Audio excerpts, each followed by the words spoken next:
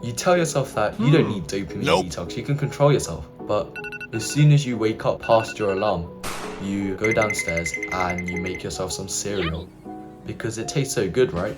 And while you're watching Netflix, you go to school. And even at school, you check all your snaps and you do your streaks. And at school, it's PE, but you might as well not try. It's hard, it's effort. So you just sit there and watch. And at school, you feel empty and you can't be bothered to do any work. And on the way home, you play some FIFA Mobile and you look at all the new Instagram posts that your friends have done. And your mom asks you how your day was, but you just keep scrolling anyway. And your mate brings in some sour gummy patches and you have that as well, because why not? But the key word is why not? Why are you telling yourself that you might as well do it? Because why not? But there is a big why not, because it's switching your life on easy mode. So what this means is there's two types of dopamine. There's good dopamine and bad dopamine. And by bad dopamine, I mean like stuff that is really easily accessible and you do because it's easy and fun in this moment, but you don't want to cut it out because it hurts for a bit because you're so used to it. So things include like eating junk food or video games, watching anime, or all of these kind of things. But think about it, like we never had access to such easy things, such gratifying activities. We always had to hunt and earn things. And you think that, oh, you watch like these like videos on YouTube about like spoiled children, about how they get whatever they want. But that's the reality is that that's not that far off what we are, because we feel like eating chocolate, we have it. We feel like spending some time on TikTok, we do it. It's like whatever our mind wants us to do, we don't give it a second thought, we just mindlessly do it. And that's really dangerous, because there's going to come a time in your life that you really want to achieve something, but your brain is so used to just like giving up and doing the easy route. You're always going to find the easy route and you're never going to be able to go the hard route, which is doing things that are hard. And ultimately, you know that things that are hard are going to make the biggest change in your life.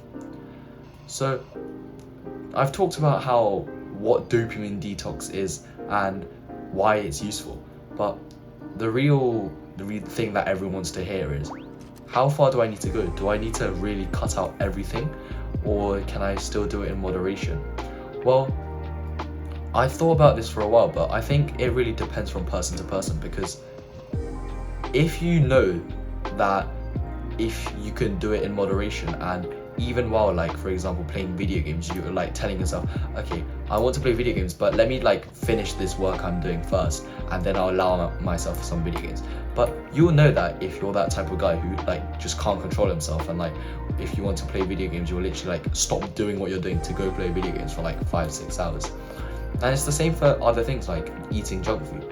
If you know that you can have like a piece of brownie but then still be motivated to like eat clean and do all that stuff, I think it's personally okay. But maybe like for you, and this is in my case, I find it easier to just like make it so I don't do it like completely, because by giving myself like this chance to do it, I find myself like I'm unable to like control myself.